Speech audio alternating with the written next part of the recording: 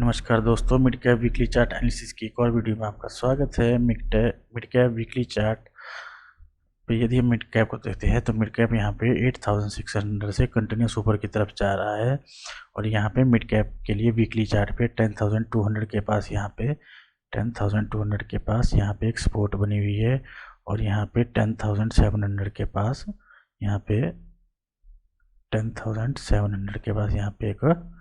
Resistance बनी है और मिड कैप निफ्टी पिछले 6 वीक से इसी रेंज के बीच में यहाँ पे कंसोलिडेट कर रहा है।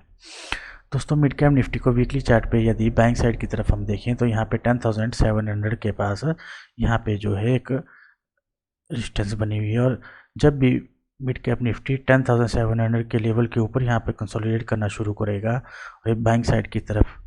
यदि मिड कैप निफ्टी निकलता है तो यहाँ पे हमें पहला टारगेट देखने को मिलेगा 10850 का देखने को मिल सकता है और दूसरा टारगेट हमें यहाँ पे 11000 के आसपास का देखने को मिल सकता है। दोस्तों, उसी प्रकार यदि हम सेल साइड की बात करें तो यहाँ पे 10200 का ये जो लेवल है ये यहाँ पे स्ट्रॉन्ग सपोर्ट के रूप में काम कर रहा है और यदि इस लेवल को बैंक निफ्टी वीकली चार्ट पे क्रॉस करता है तो हमारे पास पहला लेवल यहाँ पे जो निकल के आएगा वो 10050 के आसपास का यहाँ पे पहला लेवल निकल के आएगा और दूसरा लेवल जो हमारे पास यहाँ पे निकल के आएगा वो 9900 के आसपास का यहाँ पे वीकली चार्ट पे हमें सेल साइड की तरफ यहाँ पे टारगेट देखने को मिल सकता है। दोस्तों, यदि हम यहाँ पे ध्यान से देखें तो यहाँ पे ये जो हमारे पास 10200 से लेकर 10700 की ये जो यहाँ पे रेंज बनी हुई है 10200 से 10700 के लेवल की ये जो रेंज बनी हुई है ये रेंज हमारे पास यहाँ पे कंसोलिडेशन रेंज बनी हुई है और यहाँ पे मिड कैप निफ्टी जो है पिछले 6 वीक से यहाँ पे कंसोलिडेट कर रहा है। तो दोस्तों, ये जो हमारे पास रेंज है ये यहाँ पे हमारे पास कंसोलिडेशन रेंज है और इस रेंज के बीच में यदि मिड कैप निफ्टी ट्रेड करती है तो यहाँ पे हमें स्मॉल क्वांटिटी में ट्रेड करना है और यहाँ पे हमें वेट करना है कि या तो यहाँ पे मिड कैप निफ्टी 10700 के लेवल से ऊपर की तरफ निकले तो हमें बाइंग साइड की तरफ यहाँ पे अच्छे ट्रेड देखने को मिलेंगे। उसी प्रकार यदि सेल साइड की तरफ हम देखते हैं तो यहाँ पे 10200 जो है यहाँ पे सपोर्ट का काम कर रहा है। तो वीकली चार्ट पे यदि यहाँ पे मिड कैप निफ्टी 10200 की इस लेवल को यहाँ पे क्रॉस करता है तो यहाँ पे हमें सेल साइड की तरफ टारगेट देखने को मिल सकते हैं। तो दोस्तों, मैं आपको बार बार यही बता रहा हूँ कि यहाँ पे हम देखेंगे तो हमारे पास जो यहाँ पे कंसोलिडेशन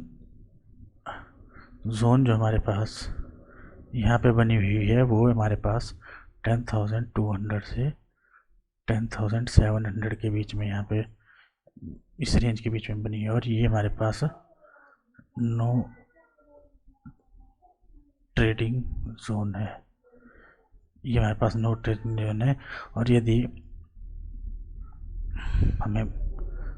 बाइंग साइड की तरफ यहाँ पे ट्रेड करना है तो हमारे पास जो बाइंग साइड की तरफ यहाँ पे वीकली चार्ट पे लेवल बना हुआ 10700 का जो हमारे पास लेवल है और यदि यहाँ पे मिड कैप निफ्टी 10700 से ऊपर की तरफ निकलती है तो यहाँ पे जो हमें पहला टारगेट हमें देखने को मिल सकता है वो यहाँ पे 10850 का देखने को मिल सकता है और दूसरा टारगेट हमारे पास यहाँ पे 11000 के पास का देखने को मिल सकता है और तीसरा टारगेट हमें यहाँ पे 11050 का देखने को मिल सकता है। दोस्तों, उसी प्रकार यदि हम सेल साइड की यहाँ पे बात करते हैं तो सेल साइड के लिए हमारे पास जो यहाँ पे लेवल निकल के आया है वो 10200 का लेवल है और यदि मिड कैप निफ्टी 10200 के लेवल को यहाँ पे नीचे की तरफ ब्रेक करती है तो हमारे पास यहाँ पे जो फर्स्ट टारगेट निकल के आएगा वो यहाँ पे 10050 का पहला लेवल यहाँ पे निकल के आएगा और दूसरा लेवल हमारे पास यहाँ पे 9900 का निकल के आएगा और तीसरा टारगेट हमारे पास यहाँ पे 9750 का वीकली चार्ट पे हमें देखने को मिल सकता है। दोस्तों, हमें ध्यान रखना है कि ये जो 10200 से लेकर 10200 से लेकर 10700 की जो हमारे पास रेंज बनी हुई है ये यहाँ पे कंसोलिडेशन रेंज है जहाँ पे हमें नो ट्रेडिंग जोन की तरह कंसीडर करनी है और यदि इस लेवल के बीच में 10200 से 10700 700 के लेवल के बीच में हमें यहाँ पे कंसोलिडेट, यहाँ पे हमें अगर ट्रेड लेना भी है तो हम यहाँ पे स्मॉल क्वांटिटी में यहाँ पे ट्रेड लेंगे, जो कि हमें 20 से 50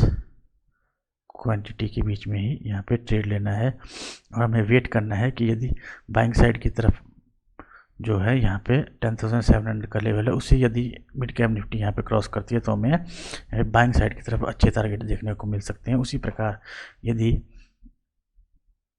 10,200 और से लेके 10,700 का ये जो लेवल यहाँ पे बना हुआ है, इस लेवल से 10,200 के लेवल से यहाँ पे मिड कैप निफ्टी नीचे की तरफ निकलती है तो हमें पहला टारगेट जो है यहाँ पे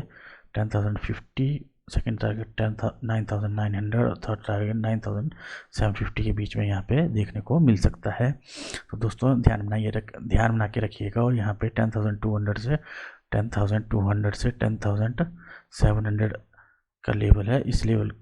पे यहाँ पे ध्यान बना के रखिए और वेट कीजिए कि यहाँ पे मिड कैप निफ्टी किसी एक साइड की तरफ निकले, चाहे वो सेल साइड की तरफ निकले या फिर यहाँ पे बाइंग साइड की तरफ निकले, तो हमें यहाँ पे अच्छी ट्रेड वीकली चार्ट पे देखने को मिल सकते हैं। चार्ट टाइम फ्रेम पे यदि हम मिड कैप निफ्टी को देखते हैं तो मिड कैप निफ्टी के लिए जो यहाँ पे स्ट्रॉन्ग सपोर्ट यहाँ पे बन रही है वो यहाँ पे 10,280 का जो लेवल है, यहाँ पे हमारे पास स्ट्रॉन्ग सपोर्ट बन रही है। जब भी यहाँ पे मिड कैप निफ्टी इस लेवल के पास आती है तो यहाँ बायर्स एक्टिव होके मिड कैप निफ्टी को दोबारा ऊपर की तरफ लेकर जा रहे हैं। उसी प्रकार 10,700 का जो लेवल है ये यहाँ पे स्ट्रॉन्ग रेजिस्टेंस का लेवल बना हुआ है। यहाँ पे हम देखेंगे तो जब भी 10,700 के पास यहाँ पे मिड कैप निफ्टी आती है तो पे सेलर्स एक्टिव होते हैं और मिड कैप निफ्टी को दोबारा नीचे की तरफ लेकर आते हैं।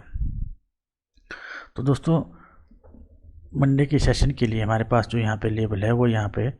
10,300 से 10,500 के बीच का ये जो लेवल है यहाँ पे स्ट्रॉन्ग लेवल निकल के आ रहा है, क्योंकि इसी रेंज के बीच में जो है मिड कैप निफ्टी बहुत टाइम से कंसोलिडेट कर रही है। और दोस्तों यदि मिड कैप निफ्टी यहाँ पे 10,000 इंट्राडे पे 15 मिनट चार्ट पे यदि ये 10,500 के लेवल के ऊपर यहाँ पे कंसोलिडेट करती है और कंसोलिडेट करने के बाद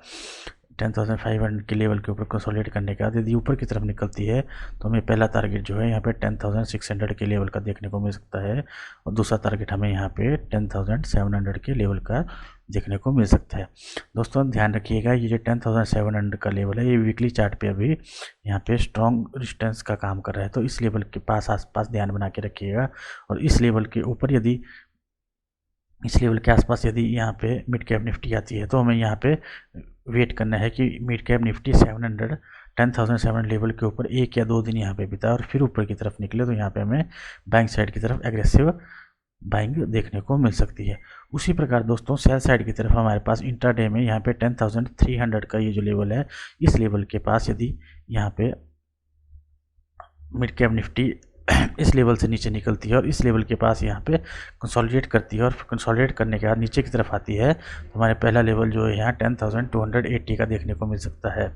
दोस्तों ये जो 10,280 है ये यहाँ पे स्ट्रॉन्ग सपोर्ट का काम यहाँ पे हमारे पास मिड कैप निफ्टी में कर रही है, तो इस लेवल का यहाँ पे ध्यान बना के रखिएगा। और ये जो यहाँ पे लेवल है इस लेवल के बाद जब भी यहाँ पे मिड कैप निफ्टी आती है तो यहाँ पे बायर्स एक्टिव होकर इसे दोबारा ऊपर की तरफ ले जाते हैं। यदि मिड कैप निफ्टी को 10,200 लेवल से नीचे की तरफ निकलना है तो यहाँ पे जो है मिड कैप निफ्टी को चाहिए कि इस लेवल के पास यहाँ पे मिड कैप निफ्टी 1 या 2 दिन बिताए और 2 दिन बिताने के बाद फिर यदि यहाँ पे मिड कैप निफ्टी नीचे की तरफ निकलती है तो हमें यहाँ पे पहला टारगेट जो है 10,160 का देखने को मिल सकता है और दूसरा टारगेट हमारे पास यहाँ पे 10,060 का यहाँ पे देखने को मिल सकता है और तीसरा टारगेट यहाँ पे 9,960 का यहाँ पे देखने को मिल सकता है। तो हम यहाँ पे देखिए अगर इंट्राडे की बात करते हैं तो हमारे पास यहाँ पे जो स्ट्रॉन्ग सपोर्ट बनी है वो 10,280 के पास यहाँ पे बनी है और जो यहाँ पे स्ट्रॉन्ग जो रेजिस्टेंस बनी हुई है वो यहाँ पे 10,700 के पास बनी हुई है। दोस्तों ये जो 10,280 से 10,700 का लेवल जो है ये जो यहाँ पे हमारे पास लेवल बना हुआ है ये जो है यहाँ पे कंसोलिडेशन जोन है और इस लेवल के बीच में ये जो 10,280 से 10,700 का लेवल है, इस जोन के बीच में यदि मिड कैप निफ्टी ट्रेड करती है तो यहाँ पे हमें स्मॉल क्वांटिटी में ट्रेड करना है और हमें वेट करना है कि मिड कैप निफ्टी या तो 10,200 के लेवल को यहाँ पे सेल साइड की तरफ यहाँ पे क्रॉस करे तो हमें यहाँ पे एग्रेसिव सेलिंग देखने को मिल सकती है। और यहाँ पे यदि 10,700 का लेवल है, इसी ऊपर की तरफ यदि यहाँ पे मिड कैप निफ्टी जाती है तो यहाँ पे हमें एग्रेसिव बाइंग देखने को मिल सकती है। तो दोस्तों मैं यहाँ पे यदि अब बाइंग साइड की हम बात करते हैं, यहाँ पे हम बाइंग साइड की यदि बात करते हैं तो बाइंग साइड के लिए 10,700 जो है एक स्ट्रॉन्ग रेजिस्टेंस के लिए तरह काम कर रही है। और यदि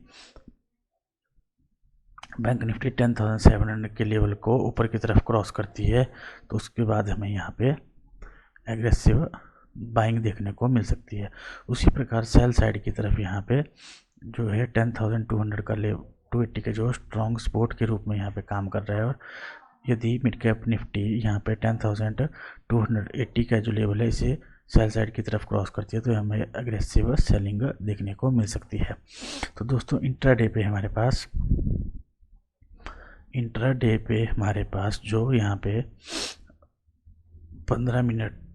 4 टाइम फ्रेम पे यहाँ पे जो सपोर्ट हमारे पास निकल के आ रही है वो यहाँ पे 10,300 के पास यहाँ पे निकल के आ रही है। यदि 10,300 के लेवल को यहाँ पे मिड कैप निफ्टी इंट्राडे में 15 मिनट चार्ट पे 4 टाइम फ्रेम पे यहाँ पे क्रॉस करती है तो यहाँ पे हमें जो पहला टारगेट देखने को मिलेगा वो यहाँ पे हमें 10,280 का और दूसरा टारगेट हमें 10,160 का और तीसरा टारगेट हमें जो है यहाँ पे 10,060 का देखने को मिल सकता है। उसी प्रकार यदि हम यहाँ पे इंट्राडे पे यदि हम यहाँ पे बाइंग साइड की बात करें 15 मिनट टाइम फ्रेम पे तो यहाँ पे जो है बाइंग साइड की तरफ हमारे पास यहाँ जो 10,500 का लेवल है, ये जो 10,500 का लेवल है यहाँ पे हमारे पास रेजिस्टेंस बनी हुई है 15 मिनट टाइम फ्रेम पे। यदि 10,500 के लेवल को 15 मिनट टाइम फ्रेम पे मिड कैप निफ्टी क्रॉस करती है तो हमें जो यहाँ पे पहला टारगेट देखने को मिलेगा और यहाँ पे निकल के 10,600 का निकल के आ रहा है और दूसरा टारगेट हमारा 10,700 का निकल के आ रहा है और और यहाँ पे ये 10,700 है, यहाँ पे हमारे पास स्ट्रॉन्ग रेजिस्टेंस की तरह काम करेगा। उसके बाद इसके ऊपर मिड कैप निफ्टी निकलती है तो हमारे पास नेक्स्ट लेवल 10,080 का निकल कर आ रहा है, जिसके बाद निकल के आ रहा है। परंतु यहाँ पे जो है 10,700 जो यहाँ पे एक स्ट्रॉन्ग रेजिस्टेंस की तरह काम करेगा जिस पे हमें नज़र बनाए रखनी है। दोस्तों यदि मेरी वीडियो आपको अच्छी लगे तो लाइक और सब्सक्राइब जो करना। मिलते हैं नेक्स्ट वीडियो में, बाय।